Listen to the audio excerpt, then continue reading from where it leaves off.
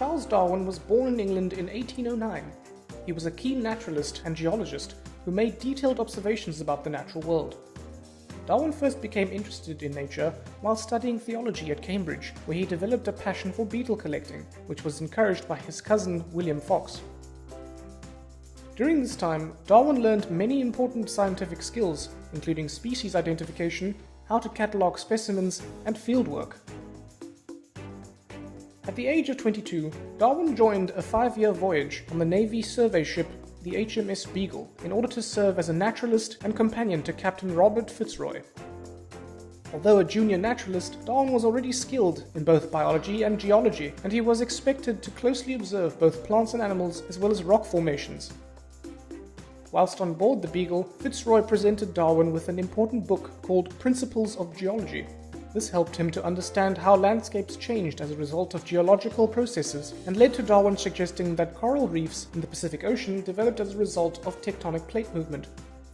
The most famous destination during the voyage of the Beagle was the Galapagos Islands off the coast of South America, where Darwin spent 5 weeks studying a variety of animal and plant life, including finches, tortoises, and mockingbirds in particular.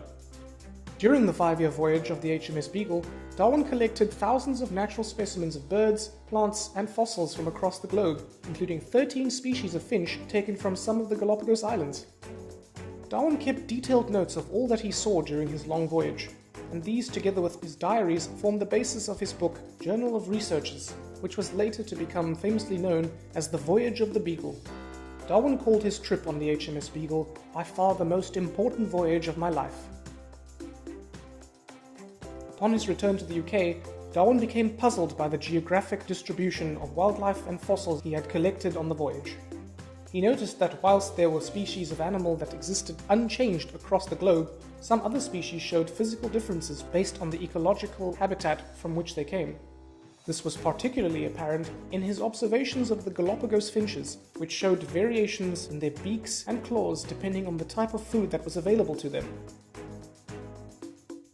After extensive investigation and discussion with other scientists, Darwin developed the idea that all species evolve through a process of natural selection, where certain members successfully adapt to cope with changes in their habitat, and others that fail to adapt eventually die out. This theory was later published in his book, On the Origin of Species.